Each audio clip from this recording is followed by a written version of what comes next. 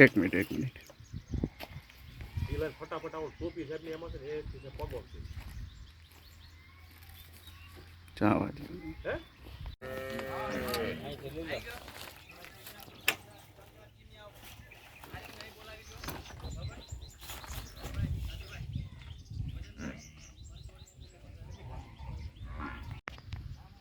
Police station કોણ છે લાગે ફોન કરજો ને ફટાફટ દઈ જાય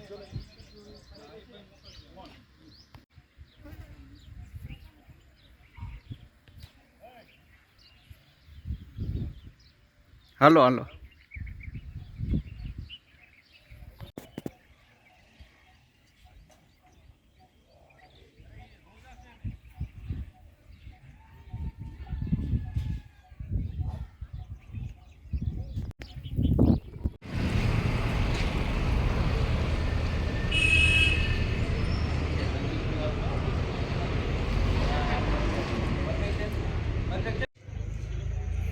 એ સરકારી છે એ તો તમને ન મળી ગયું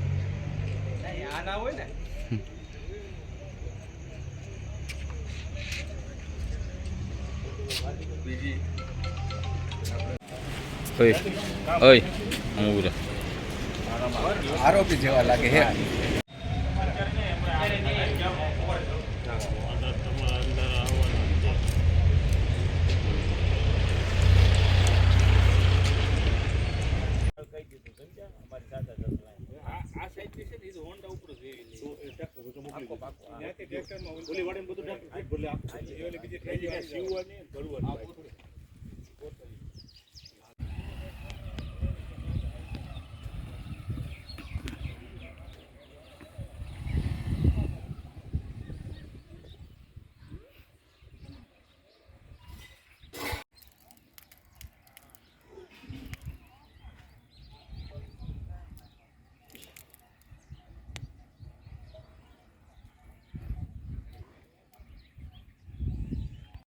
સિહોર પોલીસ સ્ટેશનના સરગામના જે વાડી વિસ્તાર છે આમાં લોકલ પોલીસ સ્ટેશન એટલે સિહોર પીઆઈ અને એના સ્ટાફ દ્વારા જેમાં ખાસ કામગીરી હતી ઘનશ્યામ હુંબલની આ લોકો દ્વારા રેડ કરવામાં આવી હતી જેમાં બે આરોપી એટલે ઘનશ્યામ અને સંજય ચૌહાણ આ લોકોની પોતાની જે મિલકત હતી ખેતર હતા આમાં 3 વીઘાની જમીન ઉપર આ લોકો જે છે અફીણ અને ગાંજાના જે છે વાવેતર કરતા હતા તો રેડ પછી જે છે ટોટલ અફીણના છોડ 1100 કેજી જેવા કબજા કરવામાં આવેલ પછી ગાંજાના જે ટોટલ જે છે લગભગ 20 કેજી કબજા કરવામાં આવેલ અને પોસ્ટ ડોડા પણ જે છે કબજા કરવામાં આવેલ કુલ મળીને બધું મુદ્દામાલની વેલ્યુ જે છે એ લગભગ 11 કરોડ જેવું થાય છે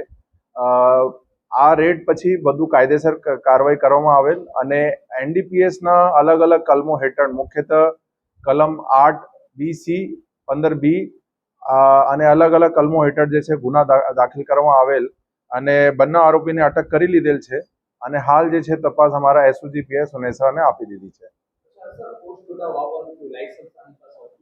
ને આ લોકો પાસે કોઈ પણ જાતનો પરવાનગી કે કોઈ લાયસન્સ હતું નહીં આ લોકો જે છે ગેરકાયદેસર રીતે જ એના જે છે વાવેતર કરતા હતા અને આ બાતમીના આધારે પછી જે છે કાર્યવાહી કરવામાં આવેલ છે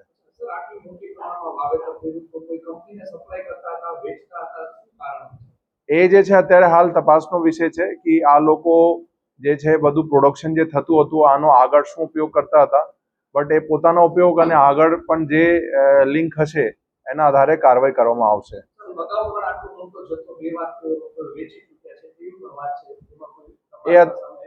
એ અત્યારે હાલ તપાસનો વિષય છે કે પહેલા એને વાવેતર કર્યું હોય અને વેચાણ કર્યું હોય બધા જે છે અમે તપાસમાં એનો અમે ઊંડું ઉજાવીને તપાસ કરશું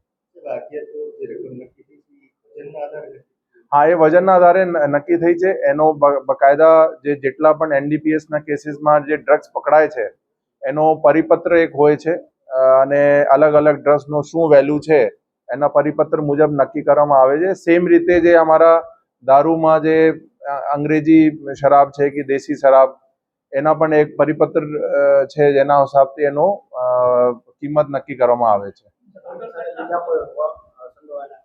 અત્યારે 2 આરોપી પૂરતું છે. નામજોગ ફરિયાદ આ લોકો વિરુદ્ધ થઈ છે. પછી આ લોકોને આગળ જે તપાસ છે કે આ કોને વેચાણ કરતા હતા એ બધું અમે આગળની તપાસમાં જેના નામ ખુલશે એના વિરુદ્ધ કાર્યવાહી કરવામાં આવશે.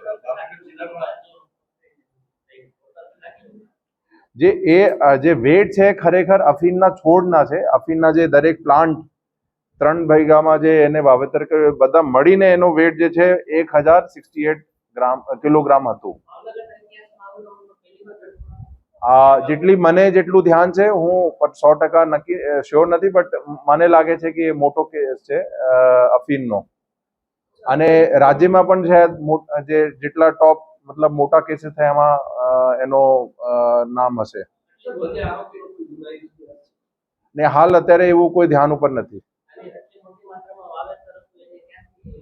એ બધું જે છે તપાસનો વિષય છે. પ્રાથમિક પૂછપરછમાં ખબર પડી કે એ પોતે એનો ઉપયોગ એડિક્ટ હતા, એનો ઉપયોગ કરતા હતા. તો પછી એને કંઈથી આઈડિયા મળ્યો છે અને ક્યાંથી એ બધું રો મટીરિયલ મળ્યું એ પણ તપાસનો વિષય છે. જમીન માલિક આ બંને છે. આ લોકોની પોતાની મિલકત હતી જેના ઉપર એ લોકો વાવેતર કરતા. આ તો ઘણા દિવસો મહિનાઓથી હતું, 2-3 મહિના તો હશે.